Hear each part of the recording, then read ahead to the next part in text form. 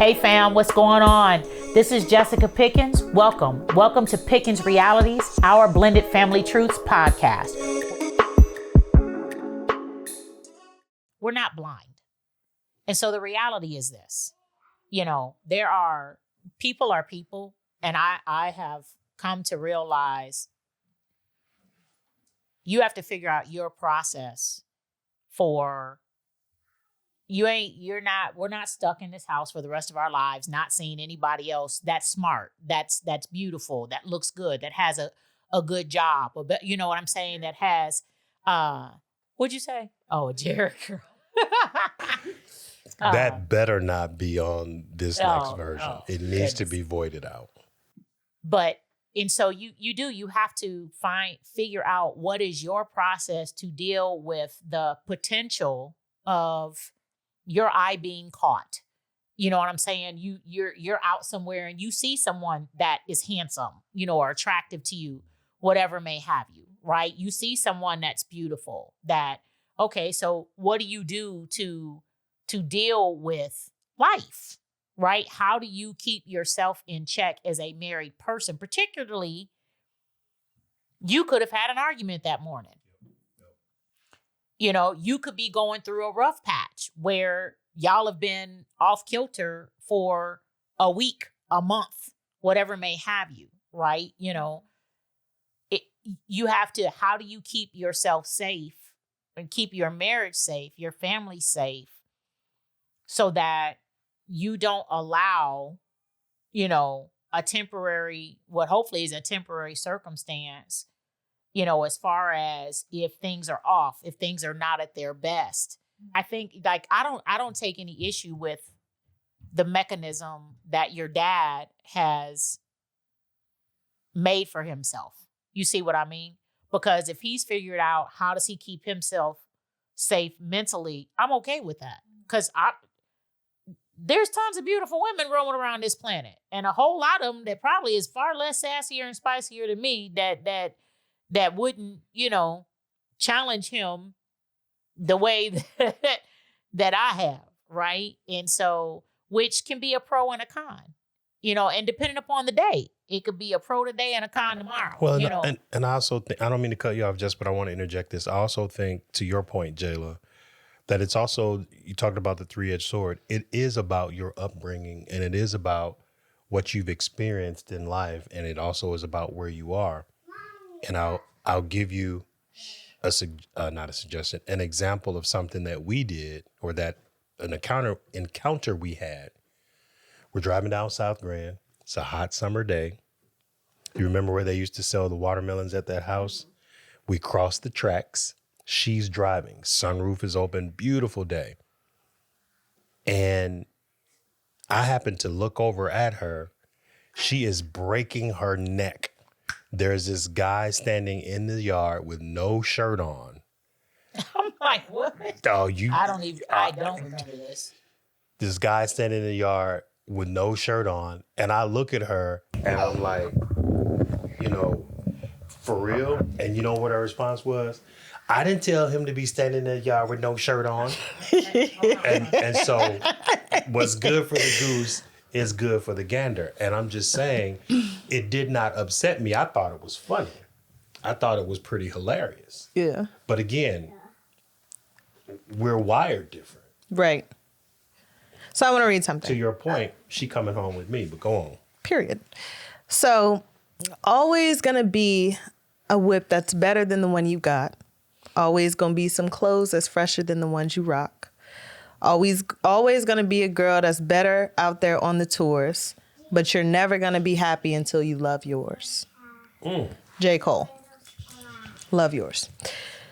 So I say that to say, on both sides of the spectrum, like he just said, you guys are wired differently, right?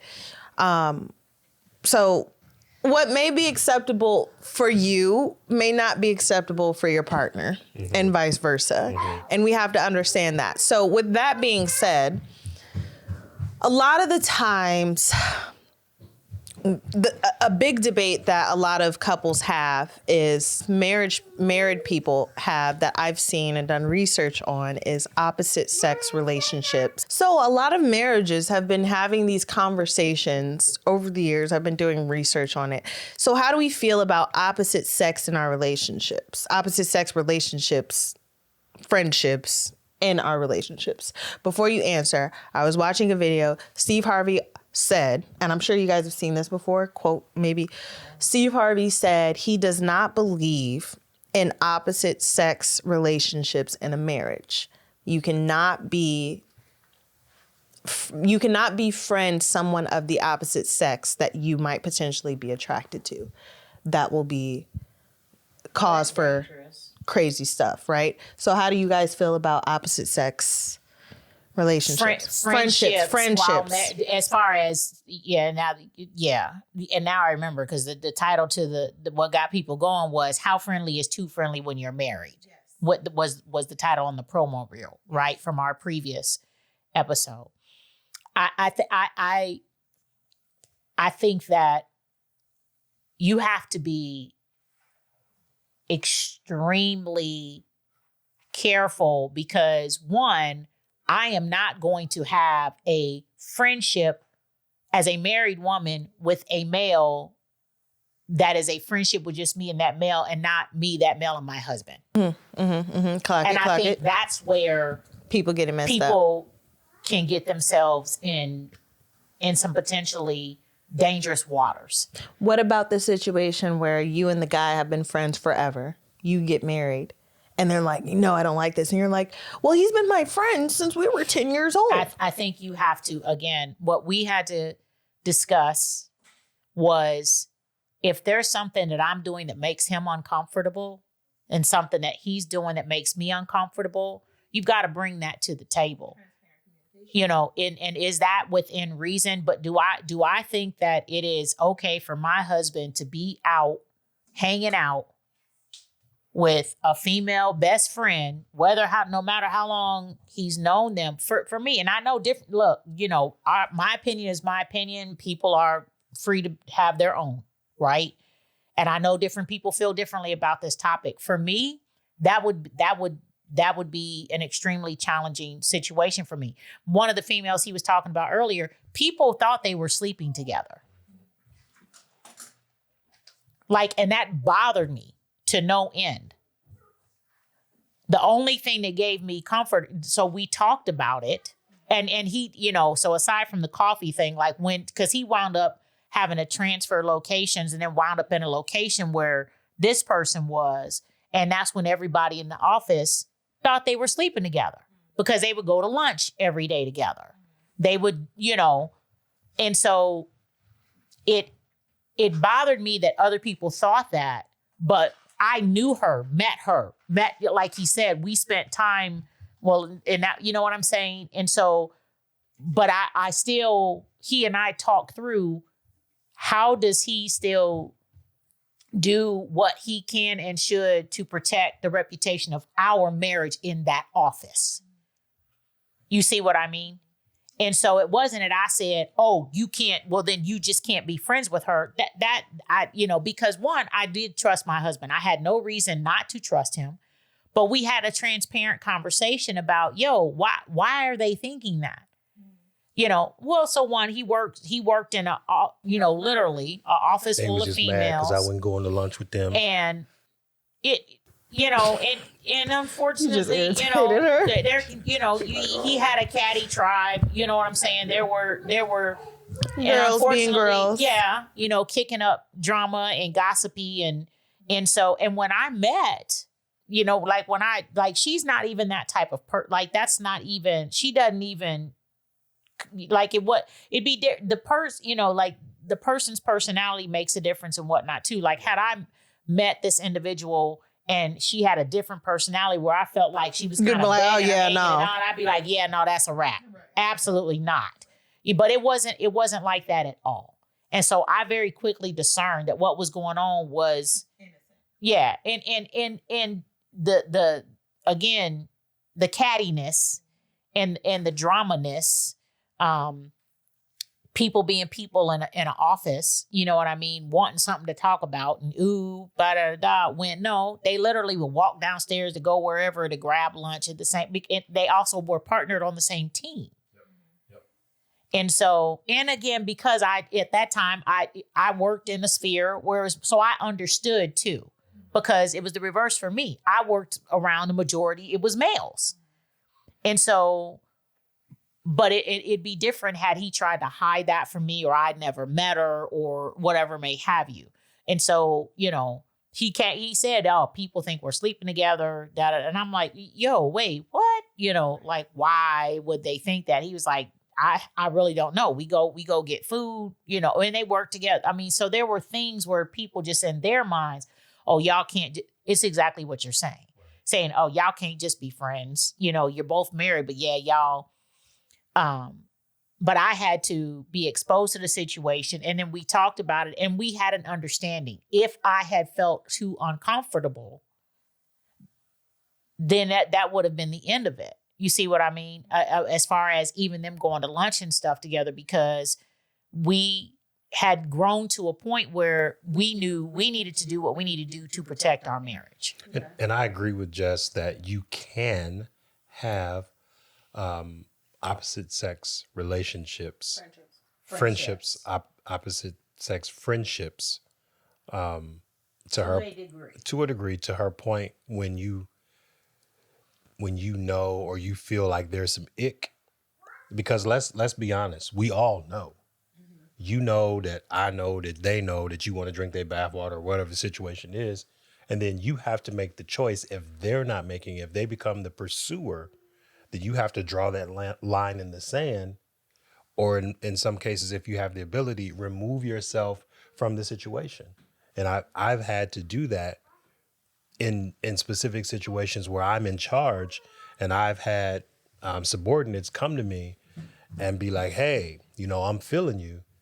And in some situations, I've had that person removed and put somewhere else, or had them put somewhere else. Those are my only two options. So, like a double question. In the event, this is kind of like geared towards the viewer. In the event, let's say you're someone that just naturally, as long as you can remember, gravitate more to. So, like for me, I have a lot of male friends. I kick it with men. I don't really do all the kicking it with women. It's like 3 women that I really will kick it with, and 2 of them are my sisters. You feel me? Mm-hmm. So I don't do all that because it's just too much, and that could possibly be a potential. You got 2 sisters. I was Wendy and Gabby. Okay. Oh, I okay. was like, I'm like, you got 2 You sisters? you heard that, Wendy? They counted you out. I'm like, 2 sisters. I'm like, you got something to tell me?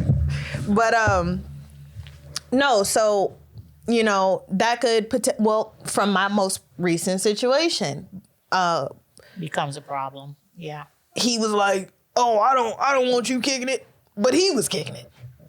He was doing more than kicking it. Actually, he was sticking and licking. Okay, that's the most polite way I can say it. In Jesus' name, amen. We're done with that. But what do you do in a situation where your significant other, from a male's perspective, if you're the person that just, you know, naturally has like female friends, acquaintances, or whatever around you, accompanying you, what do you do as far as making your wife feel secure?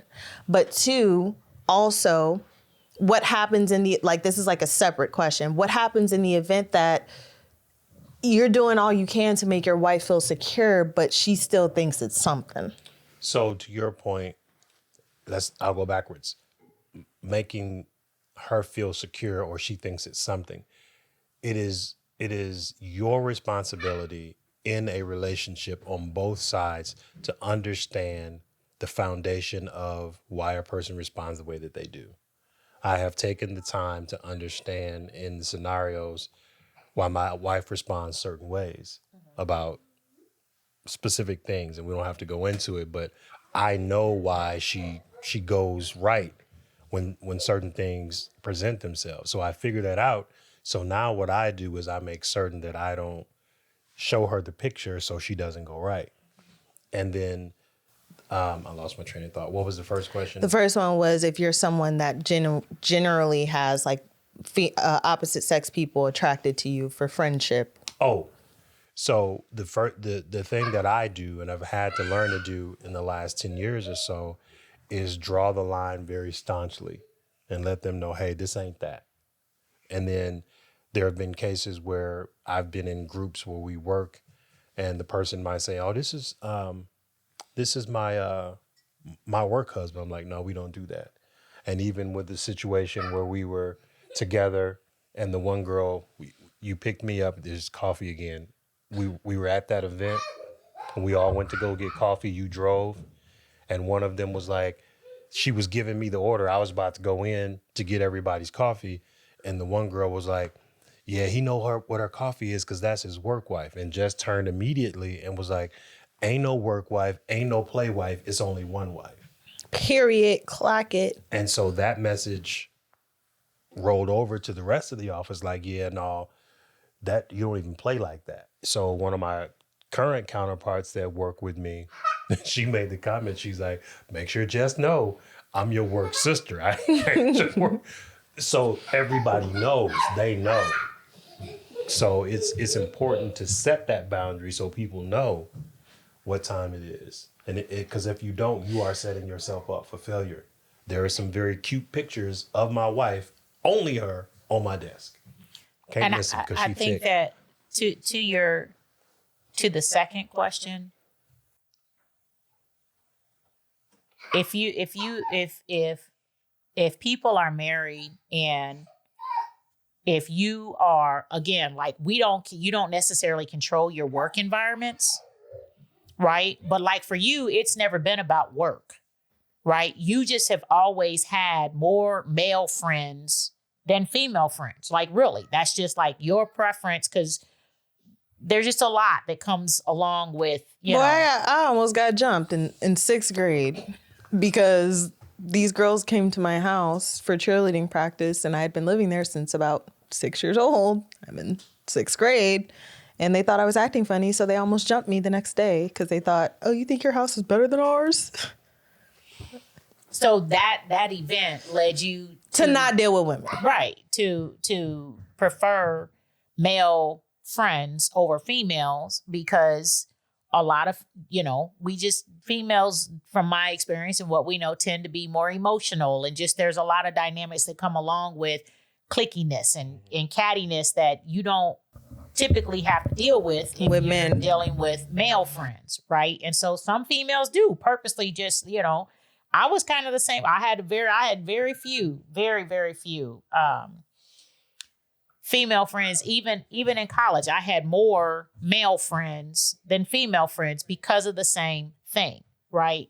But if you are married and you find there's a difference between he didn't control the gender proportion of where his work environment. I don't either, right? And so, however, you do control your who response. you befriend. Yeah. No, you do control what your social life looks like outside of work and people that, you know what I'm saying? So it's one thing if so for you, let's just hone in on, and you and I have talked about this, previously.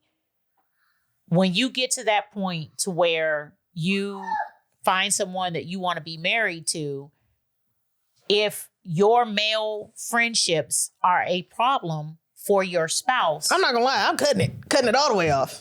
You ain't even gotta breathe twice to say it. We ain't even gotta get to the point of marriage. I'll cut them all off. And that's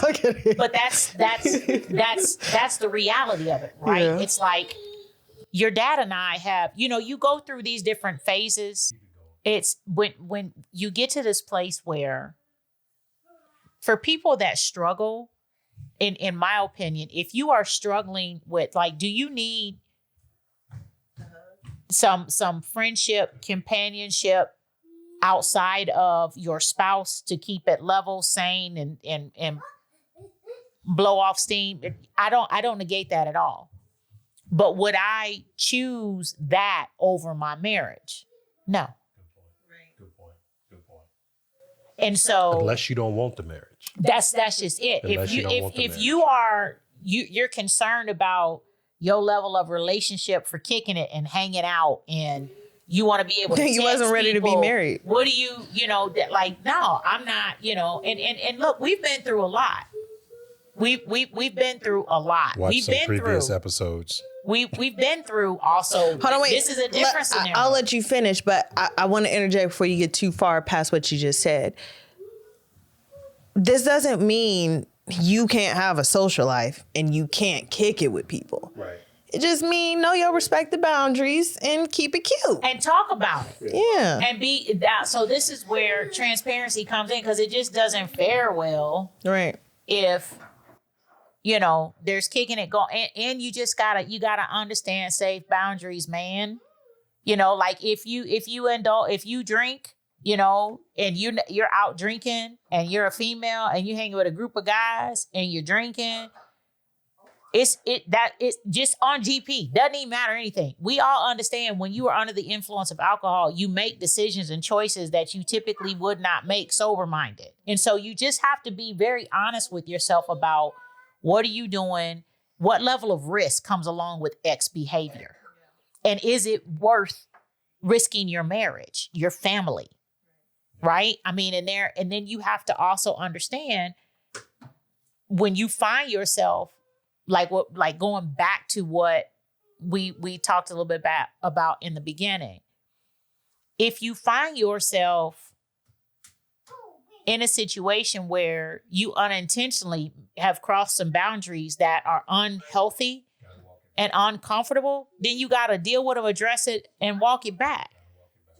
Because I'll never forget another example. Sorry. This is at Buckhorn, and it's like 11:30 at night, and his phone buzzes and he just starts cracking up. Oh, you must know exactly what I'm talking about. I know what you're talking about. I mean, he is just cracking up, and I'm like, because I ain't said nothing funny, so what you over here laughing for? Period. I'm like, who is texting you? What's so funny? You said at 11 o'clock at night? It was 11:30 at night. On a work night? I don't even know. I don't give a flag of who. Work night, weekend, I don't care. I don't know how late it was. It was late. It was 11 something. It was late. It wasn't no 7, 8 That's a core memory for her. Late. It was 11 something. And, I mean, beyond news late. That's late. And I'm like, what? Who texting you? But he didn't try. He's like, oh, such and such. She just sent me something that. And I said, oh no. So. No, oh, absolutely not. So listen. No, we had, and this was a common friend, but the reality of Mark's trying to redeem this. The reality of things had crossed into a space that I felt was inappropriate. Oh, you said it was a common friend, like between, okay. Yeah, but she wasn't texting my phone at 11:30 at night. Right. And I wouldn't know, it wasn't a group text. Right. And so things had gotten to how a place. How common was this? Things had gotten to a place where I was like, uh-oh, this is not because, but here's the reality. It gave like she trying to take my man vibes? No. What the reality was is that this is a time where there were multiple compounding factors, such as I was working a gazillion hours. We were struggling in our relationship from navigating all the minefields and kid worlds and everything else. And they had developed a bond that I know had no original intention to cross boundaries, but that's where it landed.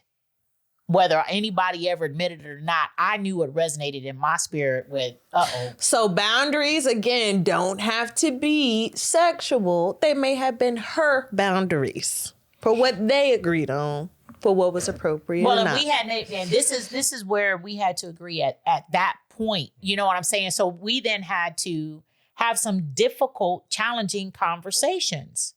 The next morning or the same night? Oh no, we had conversations that night. First of all, like, and I want to throw this in here. There was not profanity, but it was another boot conversation. Like, I'm sorry. So Is that how y'all came to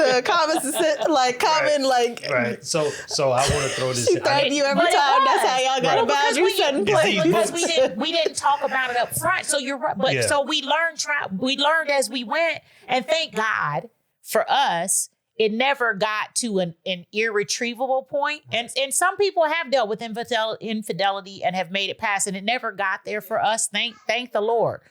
There was enough of the little stuff coming along that then when that stuff crept up, I go, right. whoa. And again, you have to think about her past. So any inkling of what it looked like for her. Nigga, you have been divorced. Your first one didn't work out either. So, you know what? But I want to make this point. I know we're getting short on time. I want to make this point.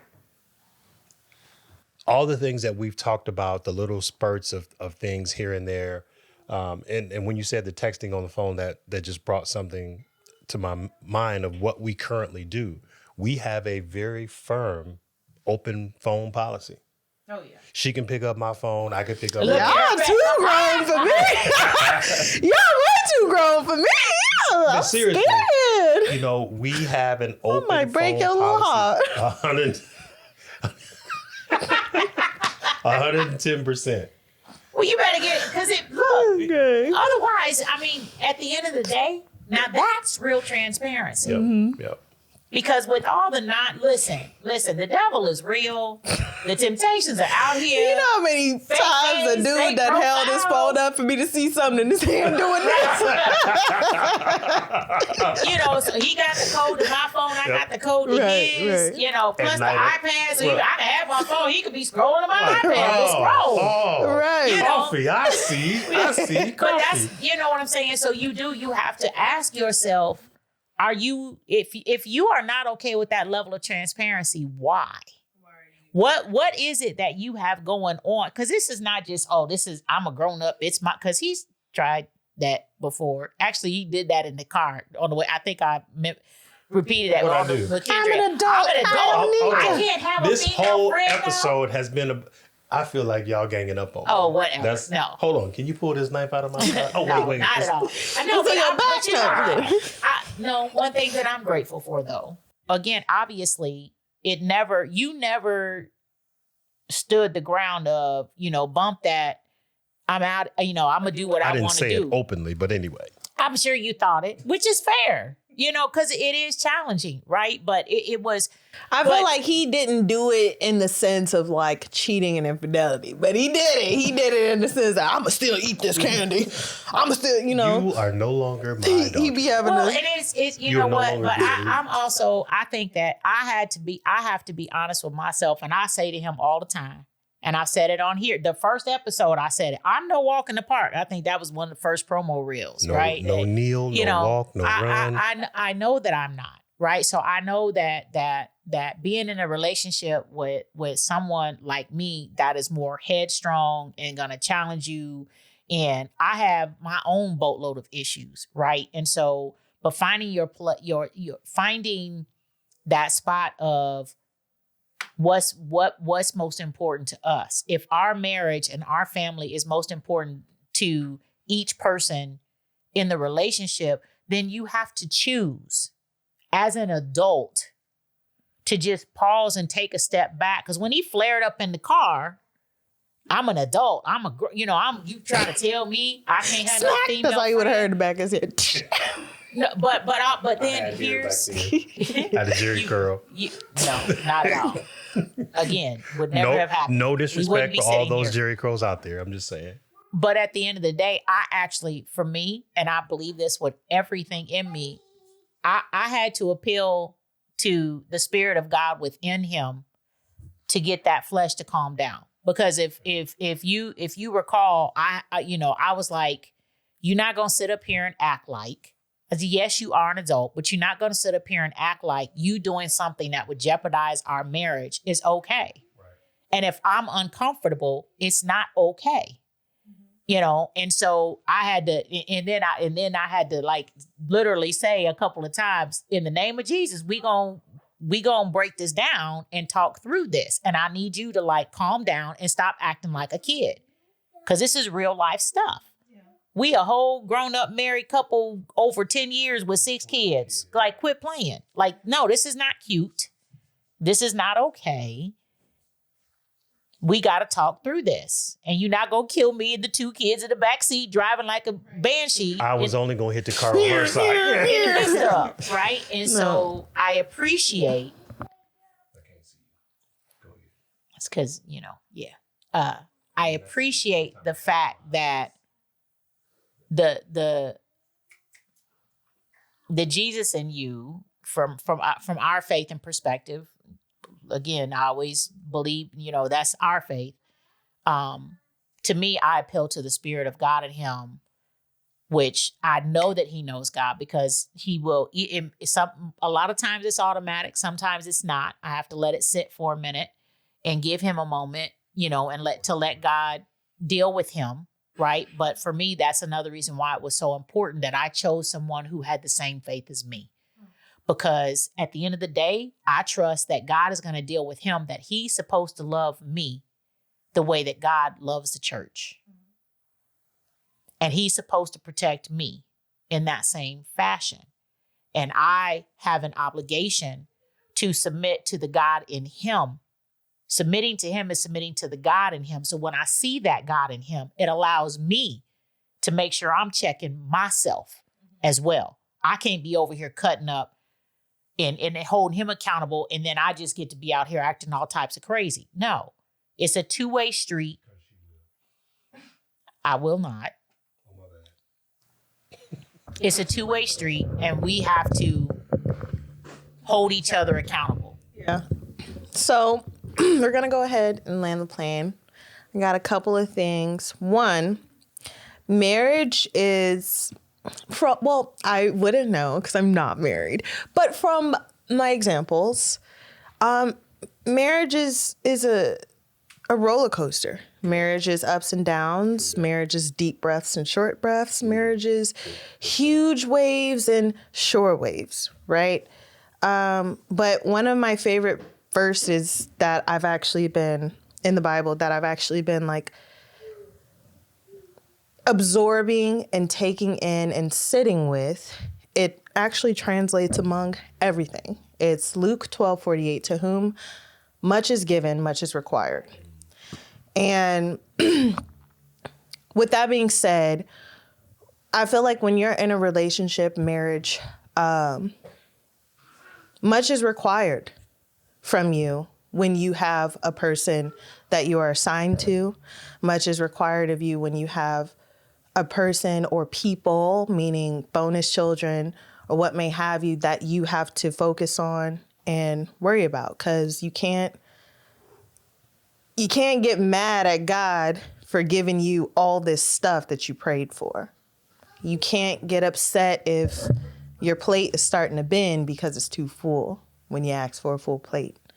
So I just suggest, my advice for you married people that are experiencing, what may be a cross of boundaries, what may be, what feel like cheating to you, what may be a lack of transparency to you, is just to understand who you're dealing with, one, but two,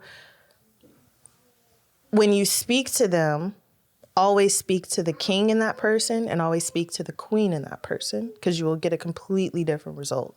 No matter how upset you are with that person because you saw the queen in them. You're with that person because you saw the king in them. So never lose sight of that when you're dealing with things that may get you a little flustered or worked up or make you feel like you're being disrespected. Because 9 times out of 10, what you may feel may not be what they're trying to give off. The end. Clock it. Okay. Very, very Thank you. Thank you. You guys? I got nothing. We're in the docks. What you got nothing to? Talk about what you got nothing to.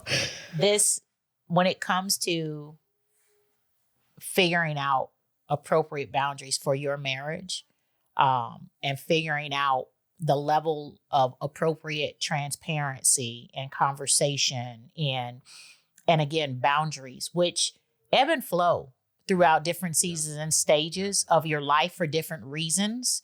From what we've learned, I'll say that's been our truth, right?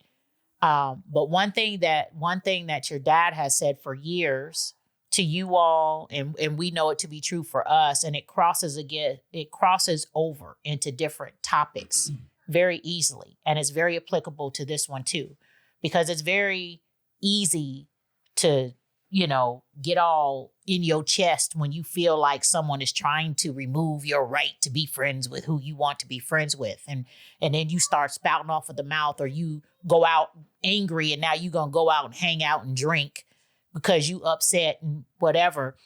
But I would just leave this with you all. And we've said it before, but we're probably going to say it a bunch of times more. Do not let a temporary situation cause you to make a permanent decision. I live by that. And again, that can be applied against many different scenarios. And in this instance, I mean that to say, if you are at an impasse and you cannot agree with your spouse or your fiance, significant other on what appropriate boundaries are, we gonna say it again. Get some help, seek some wise counsel, professional counsel, to have someone help you mediate through and find the common ground so that you can navigate what's going to keep your marriage safe.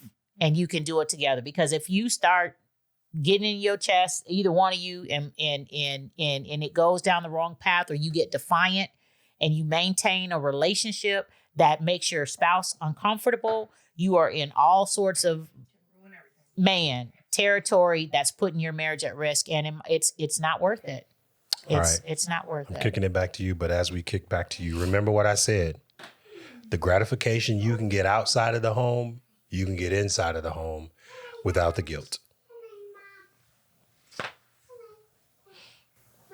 Well, thanks for coming to another episode of Love, Lies, and McDonald's Fries.